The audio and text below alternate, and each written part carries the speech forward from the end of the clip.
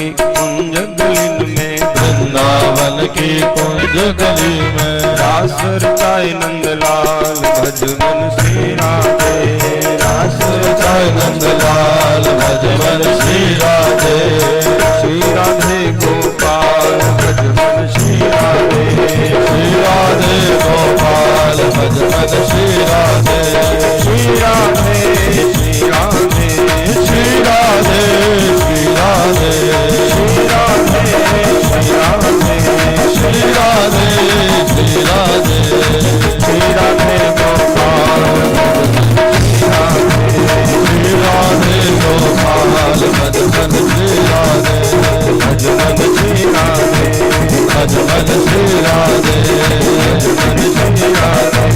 भज मन श्री राधे, भज मन श्री राधे, श्री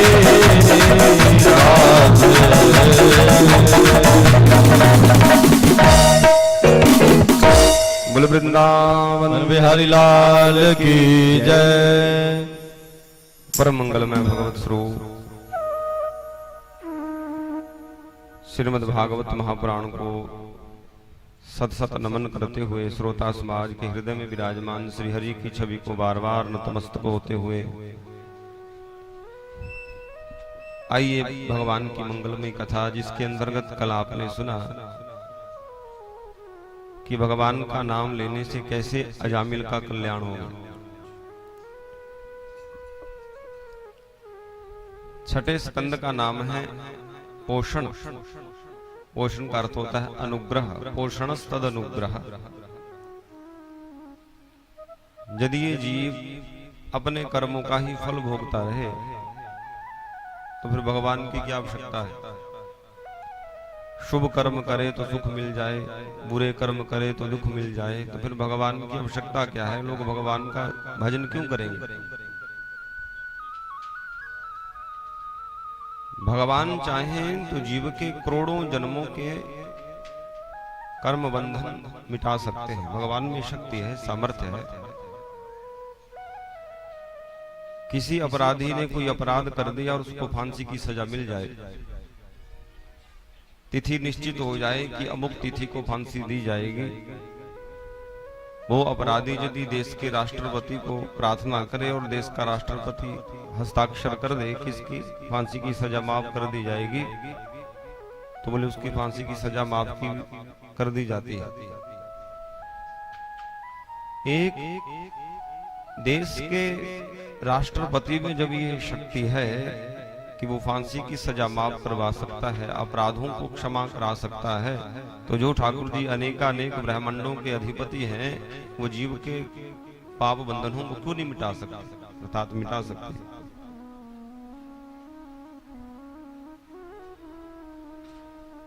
भगवान की शरण में जो स्वर्ग जल रहा है, ब्रह्मा जी आए हंसारूढ़ होकर के कमंडलों से जल लिया, हिरण्याकश्यप के ऊपर डाल दिया और बोले हे कश्यप नंदन, आपकी तपस्या सफल होगी, मांगो क्या चाहते। आपकी तपस्या तो हिरण्याकश्यप ने एकस्मिन मंत्रा तिष्ठन्ति एकत्र हवि तिष्ठति, ब्राह्मणों में मंत्र हैं और गाय में हविष्यान्न है, इससे यज्ञ होता है। यज्ञ से देवताओं को शक्ति प्राप्त होती है, यज्ञ से देवताओं को भोजन मिलता है। और राक्षस चाहते हैं कि देवताओं को भोजन ना मिले, शक्ति ना मिले। शक्ति कब नहीं मिलेगी, जब यज्ञ नहीं होंगे। यज्ञ कब नहीं होंगे, जब गौ और ब्राह्मण नहीं रहेंगे। गौ और ब्राह्मण कब नहीं रहेंगे, जब इनकी निंदा करेंगे। इसलिए ये राक्षस पहले सतयुग त्रेतादि में ही नहीं थे। आज भी जो ब्राह्मणों की निंदा करते हैं वो भी राक्षस ही है। भगवान बोले देवताओं तो मेरी शरण में आगे चिंता मत करो, तुम्हारा कल्याण है। मां भैष्ट विबुध श्रेष्ठ सर्वेषां भद्रमस्तु वः, मद्दर्शनं हि भूतानां सर्वश्रेयोपपत्तये।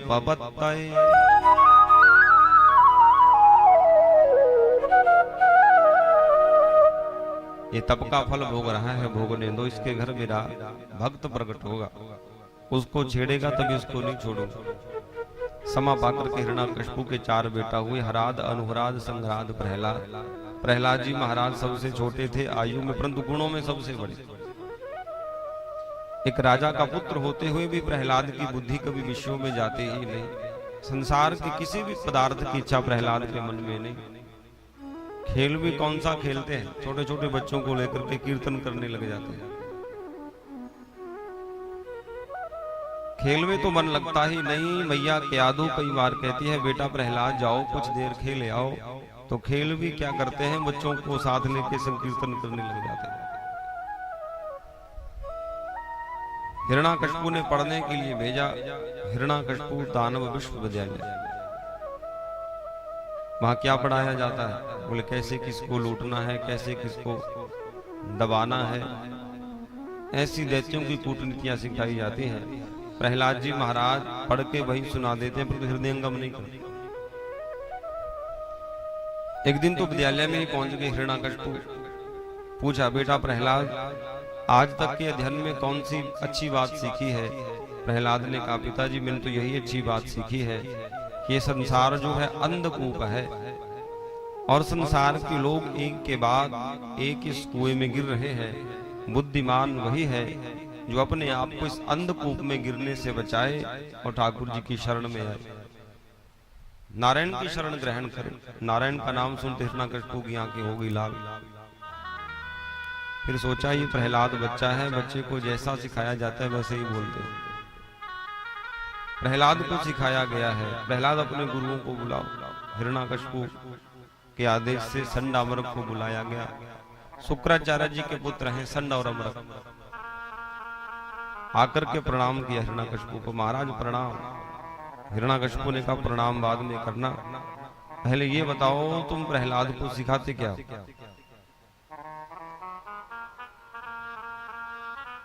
अभी अभी ये मेरे को विष्णु भक्ति का उपदेश दे रहा था। संड अमरक ने कहा, महाराज हम तो वही सिखाते हैं जो आपने पाठ्यक्रम निर्धारित किया, हम तो सेवक हैं, शिक्षक हैं। शिक्षक और गुरु में अंतर है। शिक्षक वही सिखाता है जो सरकार ने पाठ्यक्रम निर्धारित कर दिया, जो सिलेबस में लाया वो अच्छा है या बुरा, जो कहा वो पढ़ाना पड़ेगा। गुरु वो पढ़ाता है जो शास्त्र सम्मत है।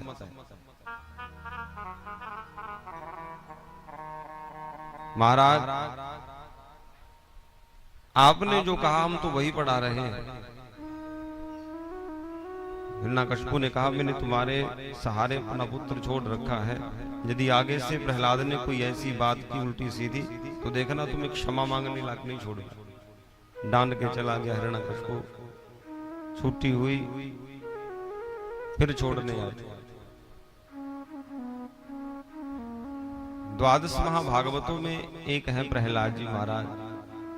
दौड़ के पिता से मिलने गए प्रहलाद जी, फिर गोद में उठा लिए। फिर पूछा, प्रहलाद सबसे अच्छी बात कौन सी सीखी? प्रहलाद ने नवदा भक्ति सुना। श्रवणम कीर्तनम विष्णु स्मरणम पाद सेवनम अर्चनम वंदनम दास्यम सख्यमात्मनिवेदनम।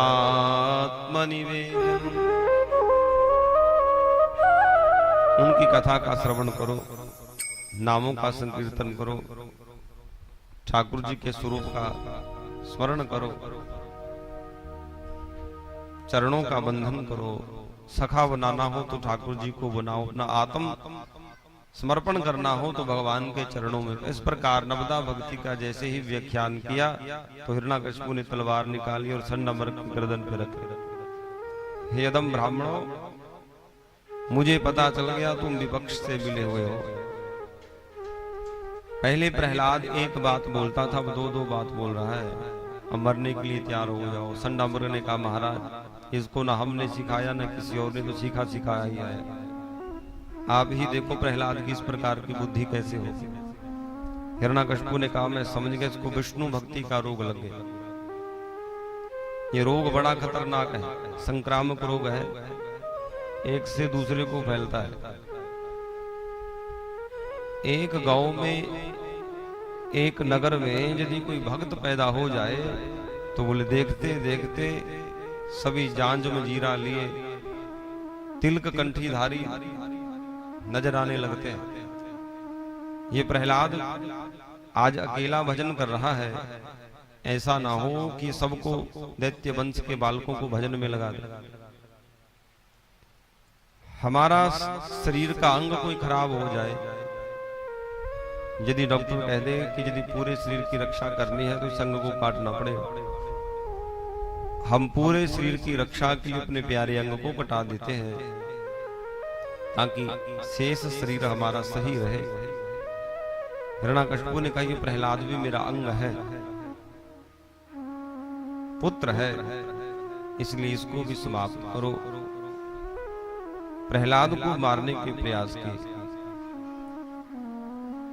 हाथियों से कुचलवाया गया, जहरीले सर्पों से कटवाया गया, पर्वत से गिराया, कई दिन तक भूखा रखा गया, भोजन में फिर विष भी दिया गया, लेकिन ठाकुर जी बार बार आकर के प्रहलाद की रक्षा करते रहे। होलिका जलाने के लिए जब चिंतित होकर के बैठ गए हिरण्याकशिपु, छोटा सा प्रहलाद मरता ही नहीं, अब तो ये छोटा है, जब ये प्रहलाद बड़ा हो गया तो मेरी मृत्यु का कारण बनेगा। तो होलिका आई, हिरण्याकशिपु की बहन है, भाई क्यों चिंता कर रहे, मेरे को ब्रह्मा जी से वर प्राप्त है, एक ऐसा वस्त्र मेरे पास है, उसको लेकर के यदि मैं अग्नि में बैठ जाती हूँ तो मैं तो जलती नहीं, मैं प्रहलाद को गोद में लेके बैठूंगी, प्रहलाद जल जाएगा। होलिका आई जलाने के लिए, प्रहलाद को गोदी में लेकर के बैठी, प्रहलाद तो नहीं जले लेकिन होलिका जल के भस्म हो गई। बोलिए भक्तवत्सल भगवान की जय। अब तो हिरण्याकशिपु परेशान है, संड अमर काय, महाराज क्यों चिंता करते हो, त्रिलोकी के स्वामी, हम समझाएंगे। प्रहलाद को बहुत समझाया, भजन छोड़ दे, साम दाम दंड नीतियों का प्रयोग किया। प्रहलाद ने कहा नहीं, भजन नहीं छोड़ूंगा। कहते हैं जिसमें एक बार श्याम रंग चढ़ जाए उस पर दूसरा रंग नहीं चढ़ता। रस्सियों से बांध दिया, प्रहलाद को पड़ा रहे, जब तक भजन नहीं छोड़ेगा तब तक तेरे को बंधन मुक्त नहीं करेंगे। बांध के गुरुजी चले गए प्रहलाद को विद्यालय से बाहर, छोटे छोटे बच्चों को अवसर मिल गया तो खेलने लगे। प्रहलाद ने बुलाया, बच्चों मित्रों आओ, तुम्हें एक नया खेल सिखाऊंगा। दौड़े दौड़े आए बच्चे, हाँ प्रहलाद सिखाओ। प्रहलाद जी ने कहा, मित्रों तुम्हें आंख में चोरी का खेल आता है, लुका छिपी का खेल? बच्चे बोले आता है। प्रहलाद जी ने कहा, मित्रों जो ये हमारा जीवन है ना, ये भी तो लुका छिपी का ही खेल है। कैसे प्रहलाद जी ने कहा कि देखो जीवात्मा और परमात्मा दो शाश्वत सखा है। शाश्वत किसे बोलते हैं? चिरस्थायी, नित्य। कुछ सखा होते हैं थोड़ी देर के लिए बनते हैं। जब छोटे प्राइमरी में थे तब कुछ सखा बने, हाई में चलेंगे तो वो प्राइमरी वाले चले गए, कॉलेज में गए तो हाई स्कूल वाले चले गए, जॉब पे गए तो वो पुराने मित्र चले गए, और रिटायर्ड हो गए तब पार्क वाले नए सखा बन गए। बोलो राधे राधे। राधे राधे। जीवन के सखा बदलते रहते हैं, परंतु एक ही जीव का शाश्वत सखा है, वह परमात्मा। और दोनों में खेल चल रही है। खेल कौन सी चल रही है? लुका छिपी वाली। परमात्मा ने जीवात्माओं से कहा कि तुम छुप जाओ, मैं तुम्हें ढूंढूंगा। समस्त जीवात्माएं प्रलय के समय भगवान के उदर में, पेट में समा गई। जब प्रलय होता है तो समस्त चराचर जीव भगवान के उदर में समा जाते हैं। ठाकुर जी ने पुनः सृष्टि की तो सब जीवात्माओं को उनके कर्म फल अनुसार फिर जन्म दे दिया। भगवान बोले, देखो मैंने तो तुम्हें ढूंढ दिया, अब इस संसार के प्रत्येक कण कण में मैं छुपाऊं, तुम मुझे ढूंढो। और जब तक ढूंढ नहीं पाओगे तब तक तुम्हारा ये जन्म मृत्यु का जो चक्र है, जन्म मौत की जो ये तुम्हारी बारी है, ऐसी चलती रहेगी। तमेव विदित्वेति मृत्युमेति नान्य पंथा विद्यते जनाय। वेद भगवान कहते हैं और कोई रास्ता है ही नहीं, उस परमात्मा को जाने बिना इस मृत्यु के चक्कर से निकलने का और कोई रास्ता है, उसको जानना पड़ेगा।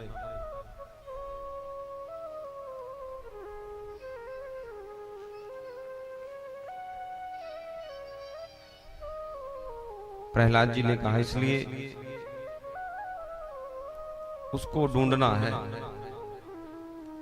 देखो यदि ढूंढ पाए, जिसकी टर्न हो लुका छिपी के खेल में, यदि वो ढूंढ दे तब तो ठीक है, यदि ना ढूंढ पाए तो क्या करता है, वो अपनी हार माने, जो मित्र छुपा है वो बाहर आ जाएगा। ऐसे ही ज्ञान के द्वारा जा तो हम उस प्रभु को पालें, उसको ढूंढ लें, नहीं तो फिर भक्ति मार्ग अपना लें, आत्मसमर्पण कर दें। जैसे हम हाथ उठा करके कहते हैं जय जय श्री राधे, इसका अभिप्राय यही है कि जैसे एक देश का सैनिक दूसरे सैनिक के सामने जब सरेंडर करता है, आत्मसमर्पण, तो हाथ ही उठाता है। तो हाथ उठाने का मतलब भाई अब मेरा कोई बस नहीं, मेरा कोई बल नहीं, अब तो मैं तुम्हारे अधीन हूं। ऐसे ही ये जीव यदि भगवान को आत्मसमर्पण कर दे, बोले तब भी उसको पाया जा सकता है। प्रहलाद जी कहते हैं मित्रों वो बड़े गहरे छुपे हैं, इसलिए जब से होश संभालो तभी से ढूंढने में लग जाओ। कौमाराचरित प्राज्ञो धर्मान भागवतान्य दुर्लभम मानुषम जन्म तदप्य ध्रुवमर्थदम्। इसलिए जब से होश संभालो तब से उसको ढूंढो। दैत्य वंश के बालकों ने कहा प्रहलाद हमने तो सुना है कि भजन करना तो बुढ़ों का काम है, जब बूढ़े हो जाओ 60 से ऊपर हो जाओ तब बैठ के माला लेकर के भजन करो। हमने तो यही सुना है कि पहले तो खूब धन संपत्ति इकट्ठी करनी चाहिए, सुख समृद्धि इकट्ठी करनी चाहिए। प्रहलाद जी ने कहा मित्रों ये तो कोई गारंटी है ही नहीं कि बुढ़ापा आएगा जाने। आप कह रहे हो कि बुढ़ापे में भजन करेंगे। 100 वर्ष की आयु भी माने तो 50 वर्ष तो रात को खराटे बजाने में निकाल देते, सो के बिता देते, बचे 50 वर्ष। उसमें से पहले के जो 20 वर्ष है वो बचपने के पढ़ाई लिखाई के निकाल। 20 वर्ष तो ये बच्चा है कह के बिता देते हैं। मुख में अच्छी भली दाढ़ी मूछ आ गई, परंतु माँ बाप कहते तो बच्चा है। अब 12 वर्ष बालपन बीते, 20 वर्ष कछु तप ना कियो, 30 वर्ष कछु देव न पूजा, अब पछताए बिरध भयो। 12 साल तो गुरुजन कहते हैं कि बच्चा बच्चा कह के निकाल दी। जैसे ही 12 से ऊपर गया तो बोले जवानी आ गई, तो फिर किसका भगवान, कौन सा भजन। जवानी में ऐसे लगता है कि वह एक तरफ हो जिस पे जवानी होती है, और उसको लगता है सारा संसार एक तरफ है, उसको सारे पागल ही लगते हैं। और जब 40 से ऊपर जाता है फिर उसको पता चलता हो ये भी कोई संसार है। 20 वर्ष और निकाल दिए जवानी में। 32 जैसे ही ऊपर गया तो बोले 30 वर्ष कछु देव न पूजा, बिना पूजा के बिना गुरु मंत्र के 30 वर्ष और निकाल दिए। जो बूढ़ा हो गया तब इसको पता लगा भजन करना था। जब कानों से सुनाई देता था तब नहीं कथा सुनने गया। अब कानों ने सुनना बंद कर दिया तो कहता है मेरे को कोई कथा में ले जाओ, मैं तुम्हें सीन ला करके सुन लूंगा। पैरों में जब चलने की शक्ति थी बोले तब कथा में चल के नहीं गया। अब जब घुटने दुखने लग गए अब कहता है मैं कथा में चला जाऊं। हाथ पैर सिर जब कांपने लग गया तब ये कहता है मैं कुछ धर्म कर लूं। शास्त्र कहते हैं वृद्धावस्था में धर्म की सोचना ऐसे ही है कि जैसे सूखे सरोवर के सामने कोई बाड़ बनाए, सरोवर सूख गया अब उसके कोई मेड़ बना रहा है।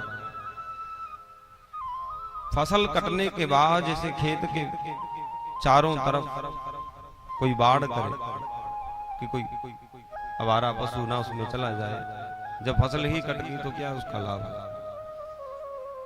ऐसे ही वृद्धावस्था में यदि हम धर्म की सोचेंगे तो बोले ऐसे ही है। हाँ, कोई अजामिल जैसा अपवाद हो सकता है कि वृद्धावस्था में, अजामिल भी पहले धार्मिक था तब नाम आ गया। ये मन की मशीनरी पूरा जीवन सही नहीं चली है, और जब वृद्धावस्था आ गई, जब मन की मशीनरी सही चलने लगी, बोले तब तन वृद्ध हो गया।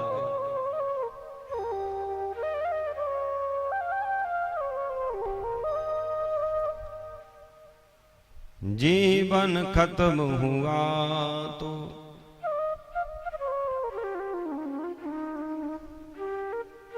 जीवन खत्म हुआ तो जीने का ढंग आया। जीवन खत्म हुआ तो जीने का ढंग आया।